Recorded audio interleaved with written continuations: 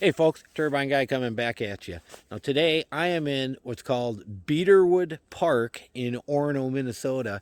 And this park has a soccer field, it's got a baseball field, it's got a playground for the kids, it's got a parking area for the trail. It's about a 9-acre park and about 7 acres of that's already developed.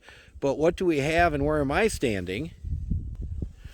I'm standing in the back area towards the back corner of the park where it's all natural still.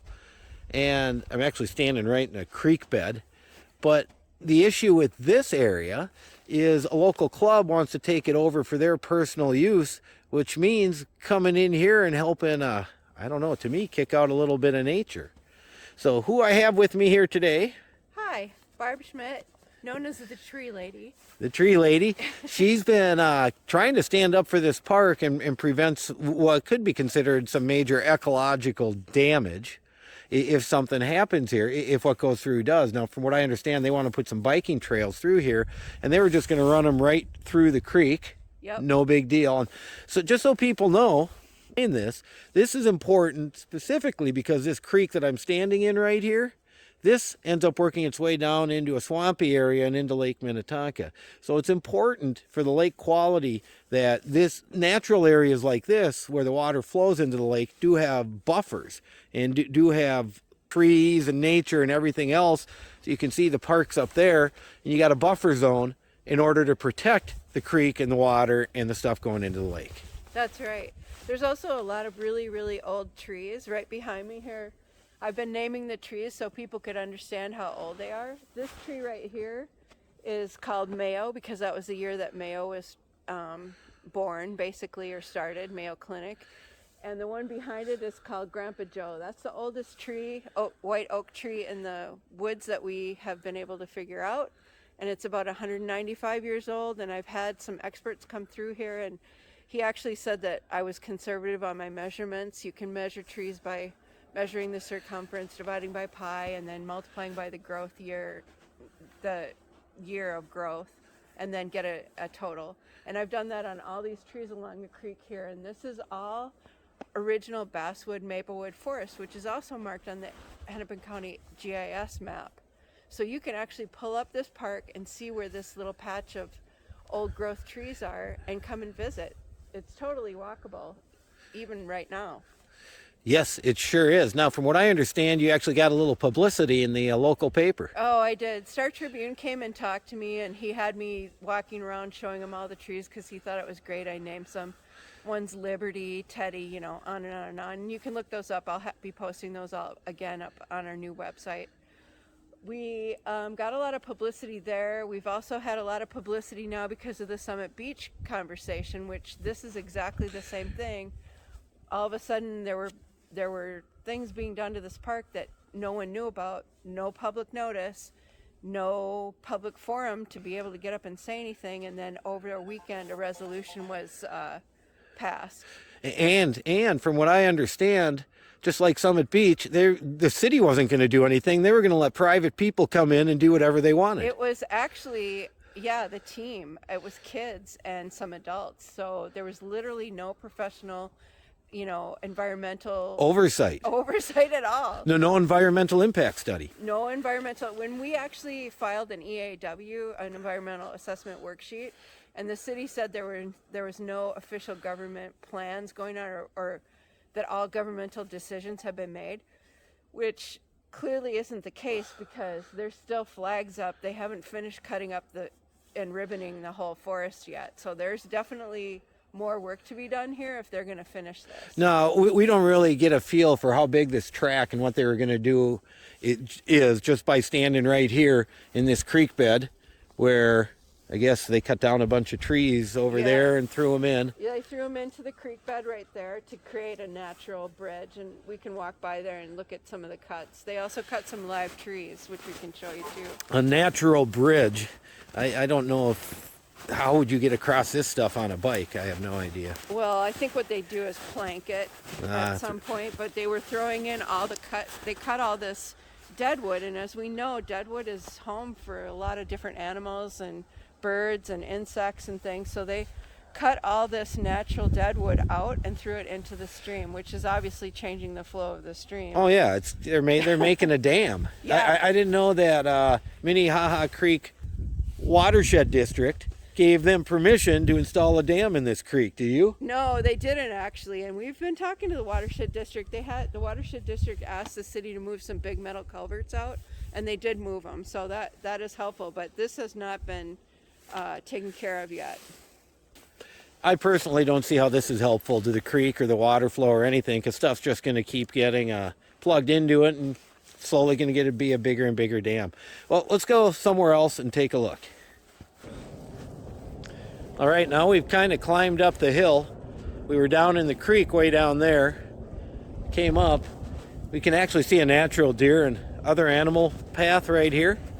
So, you know, it's not like there aren't paths and aren't ways to get around, but all these little flags you see in there are part of where they want to run their track. And you can see all these trees that they took down and just left them, you know?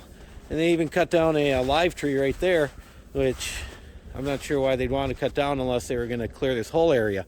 So, you know, that brings the turbine guy back to, what is the city doing letting private individuals or groups go onto city land and redevelop it the way they want to?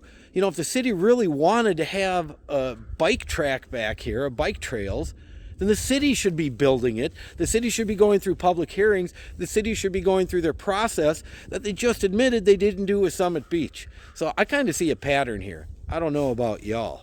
All right, now we climbed up the hill from there up to where the actual property line is. You can see it's posted. And then if we look down, there's more markings. And a lot of these weren't here. And I guess you had an issue that caused the city to have to go and install park boundary markers all the way around, because they didn't have those markers up before they gave the people permission to come in here and do stuff, did they? No, what happened was I found some people here in May with their iPhones trying to mark the line, and it goes at an angle, so it is tricky because it follows Stubbs Bay, but it goes at an angle according to the creek, and so it feels a little bit odd. Anyway, they came up onto my property a good 30 feet and carved out over here the first section of the trail that they were building on our property, and I kept fighting with them to say it's not right.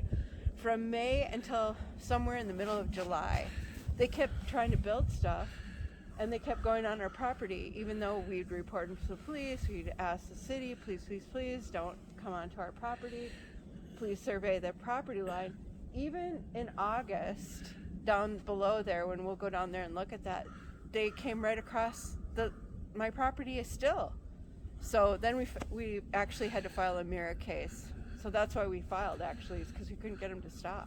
Couldn't get them to stop trespassing on your property and damaging your land. Well, and damaging the land of the park. So we kind of rolled it all up into one thing and said, hey, Minnesota Environmental Rights Act, we need to stand up for this beautiful piece of special property, because there's so many. It's like got 121 species that aren't found in other places necessarily, 55 of which are endangered, and I've written about that on our website if you want to know more. But this special triangle right here has a lot of different wildlife that we need to protect. And it's not going to be out in the developed part of the park. No, and if other land does sell, okay, and gets developed naturally, that's going to disappear. And that's why it's so important to keep this parkland the way it is, instead of let private clubs come in and do with it as they may. Yes. Well, we came down the hill a little bit from up by the fence there, and right now Barb is standing how far into their property they were going, right, Barb? Yeah, they were building all the way along here, up into here, which was frustrating because they pulled a lot of young trees in the process. Which is hard to see with the snow. It is hard to see, but I have photos. I can share them with you. And the crazy thing is, right down by the creek there, they were actually going through the creek onto your property and up and kind of ruining the bluff. Yep, exactly. And it's really sad because those natural tree shoots, you can't really plant them back. I mean, they really destroyed a lot of property, and they also scraped the earth and started setting up jumps and everything, and it's disheartening. We hope that we. Well, unfortunately, fortunately to me, when you think bike track or bike trail or anything else, I think of BMX tracks I see on TV when they do the races around and around, and those are just bare dirt. And to me, that's what you're afraid of. You're afraid of that it's going to become an established track that's just all going to be dirt and not growable. That's exactly what will happen. And this whole forest will become, it'll die off because it gets ribboned. Any forestry expert will tell you that once you take a whole forest and cut it into strips, it's just not going to exist in the same way as a whole forest would. Healthy. Correct. That only makes sense, huh? Yeah, it's common sense. All right. Well, there it is. Now, do you have a website or anything you'd like to give out? Yes, Stand Up for Property Rights, bigwoodswetlands.org. We're also on Facebook, and we have a huge following on Facebook. Tens of thousands of people are watching our story and supporting us, and that's the same name, Stand Up for Property Rights, Bigwoods Wetlands. And then we have an Instagram page also, Nurture Nature MN. So yeah, that's where you find us. We're posting stories all the time. We're also working with the Lowry Woods people because unfortunately in 2020 this same group went into the Lowry Woods Nature Conservation Area and ripped up that whole area into ribbons. The Lowry Woods being another park in Orono. Yep, it is another huge park, 15 acres. And it has Nature Conservancy covenants on it, but they ignored them. So unfortunately, that seems to be happening too much in this city these days. yeah, that's ignore. That's right. Ignore. Well, there you have it, folks. Bederwood Park, Turbine Guy, hanging out with Barb, who's trying to save the woods. Turbine Guy, signing off.